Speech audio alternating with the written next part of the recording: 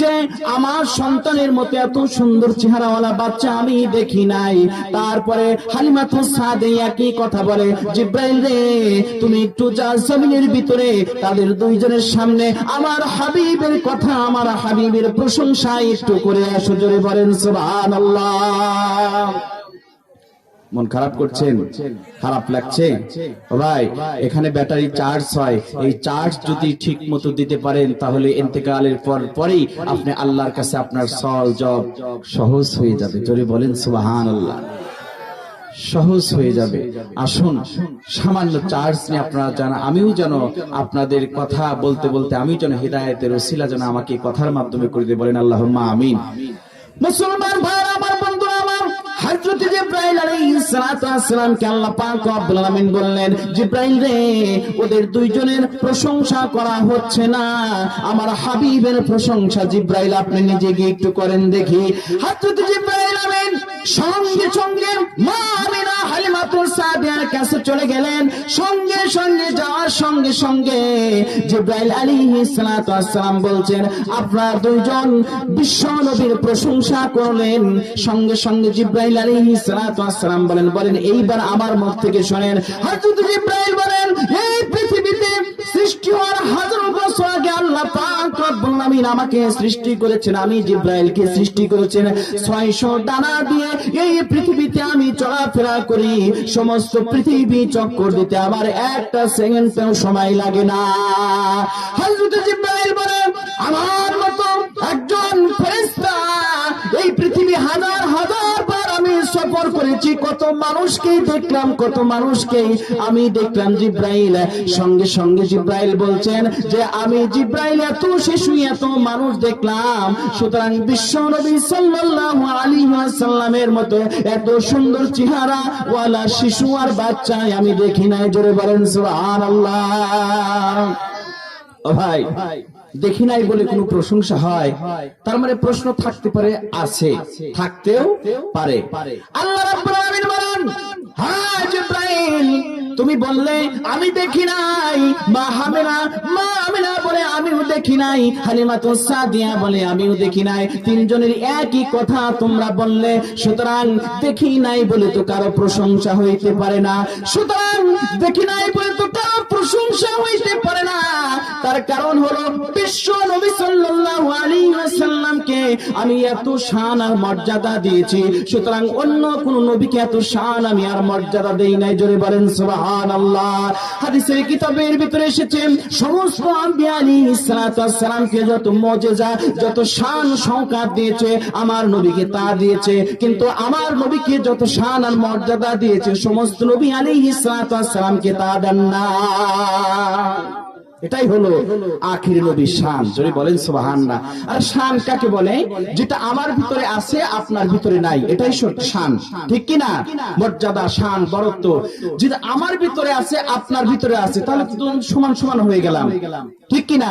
এখন যদি বলেন যে আজরাইল যদি জান কবজ করতে পারে আমার নবী কেন পারবে না? আর আমার নবী যদি জান কবজ করতে পারে তাহলে আজরাইল আর আমার নবী তো সমান হয়ে গেল, ঠিক কি না? কথা ঠিক কিনা? হাসনে ইউসুফ দমে ঈসা ইয়াদ বাইজাদারি আকে খবা হামাদারম তু তনহাদারি। শেরের ভিতরে এসেছে হযরত ইউসুফ আলাইহিস সালাতু ওয়াস সালামকে যে সৌন্দর্য আল্লাহ পাক দিয়েছিলেন তার থেকে কোটি কোটি ডবল সৌন্দর্য আল্লাহ পাক রব্বুল আলামিন আমার নবীকে দিয়েছেন। সুবহানাল্লাহ। হাসনে ইউসুফ দমে ঈসা, ঈসা আলাইহিস সালাতু ওয়াস সালামের বগলের নিচে যদি হাত রাখতেন সঙ্গে সঙ্গে বগল আলোকিত হয়ে যেত। সুবহানাল্লাহ। তাও আমার ঈসা আলাইহিস সালাতু ওয়াস সালামকে যা দিয়েছেন আমার নবীকেও তা দিয়েছেন। সুবহানাল্লাহ।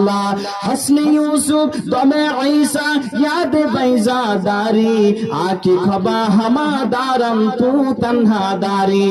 সমস্ত এক কথায় সমস্ত নবী আলাইহিস সালাতু ওয়াস সালামকে যা দিয়েছে আমার নবীকে তা দিয়েছে, আর আমার নবীকে যা দিয়েছে কোন নবীকেও তা দেন নাই। সুবহানাল্লাহ। এটাই হলো শানে মুহাম্মাদি। এখন বলেন যে আজরাইল আলাইহিস সালাতু ওয়াস সালাম যদি জান কবজ করতে পারে আমার নবী কেন পারবে না? কেউদিন বিশ্ব নবীর কাছে আসে আর বলে ইয়া রাসূলুল্লাহ রাসূলুল্লাহ আমরা শুনেছি আপনি বিশ্ব নবী, সুতরাং আজ থেকে হাজার হাজার বছর আগে ওখানে আমার মেয়ে মারা গেছেন, সুতরাং যদি আপনার ডাকে আমার মেয়ে কবর থেকে উঠে আসে তাহলে বুঝতে পারবো আপনি প্রকৃত নবী, আর আপনার হাত ধরে আমি সঙ্গে সঙ্গে মুসলমান হয়ে যাব। সুবহানাল্লাহ। ও আমার মুসলমান ভাই, আমার বন্ধু, আমার ইহুদি লোকটা বলার সঙ্গে সঙ্গে আমার বিশ্ব নবীর সঙ্গে সঙ্গে বলল কুম বিইজনিল্লাহ, আল্লাহর নামে উঠে যাও। সঙ্গে সঙ্গে কবর থেকে মেয়েটি উঠে এসে আমার রাসূলের কাছে আদবের সঙ্গে দাঁড়া গেলেন, আর ইহুদি লোকটা সঙ্গে সঙ্গে অবাক হয়ে গেল। তারপরে সালাম দিয়ে কিছুক্ষণ দাঁড়িয়ে থেকে মেয়েটা আবার চলে গেল কবরের ভিতরে, কবরটা ঢাকা হয়ে গেল। তখন সঙ্গে সঙ্গে ইহুদি লোকটা আশ্চর্য হয়ে আমার রাসূলের হাত ধরে বলে, হুজুর আজকেই আমাকে বাদ করে দেন, আজকে আমাকে কালেমা পড়ে মুসলমান বানায় দেন, আপনি অবশ্যই বিশ্ব নবী সাল্লাল্লাহু আলাইহি ওয়াসাল্লাম। সুবহানাল্লাহ। ইহুদি বলছেন, হুজুর ওই গাছটা যদি আপনার ডাকে আপনার কাছে চলে আসে আমি কালেমা পড়ে মুসলমান হয়ে যাব। সঙ্গে সঙ্গে বিশ্ব নবী ইহুদির কথা শুনে গাছটাকে ডাক দিলেন আল্লাহর নামে। যখন গাছটা আমার নবীর কাছে চলে আসলো, যখন নবীর কথাবার্তা শেষ হয়ে গেল, গাছটা আবার সঙ্গে সঙ্গে জায়গায় চলে গেল। ওই লোকটা বলল, আল্লাহ আপনাকে এত কারিশমা দিয়েছেন। সঙ্গে সঙ্গে বিশ্ব নবী হাত ধরে বলেন, ইয়া রাসূলুল্লাহ, ইয়া হাবিবাল্লাহ, আপনি আমাকে এখনই কালেমা পড়ে মুসলমান বানায়া দেন। লা ইলাহা ইল্লাল্লাহু মুহাম্মাদুর রাসূলুল্লাহ, লা ইলাহা ইল্লাল্লাহ, লা ইলাহা, লা ইলাহা,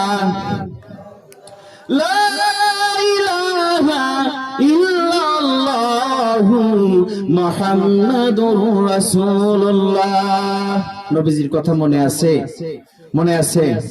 আমার মুসলমান ভাইরা, আমার বন্ধুরা, আমার আল্লাহ পাক রব্বুল আলামিন জিব্রাইলকে বলে, জিব্রাইল তুমিও বলো যে আমি দেখি নাই। মা আমিনা বলে আমিও দেখি নাই। হালিমাতুস সাদিয়া বলে আমিও দেখি নাই। তাহলে নবীজি শান্ত হয় না, নবীজি শান্ত হয় না।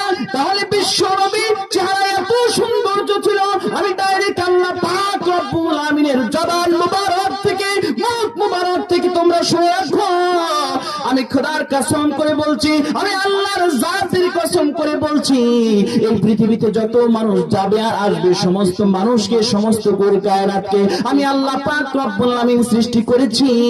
সুতরাং আমার হাবিবের মতো এত সুন্দর চেহারাওয়ালা শিশু আর চেহারাওয়ালা মানুষকে, চেহারাওয়ালা নবীকে আমি আল্লাহ পাক সৃষ্টি করি নাই। সুবহানাল্লাহ। চূড়ান্ত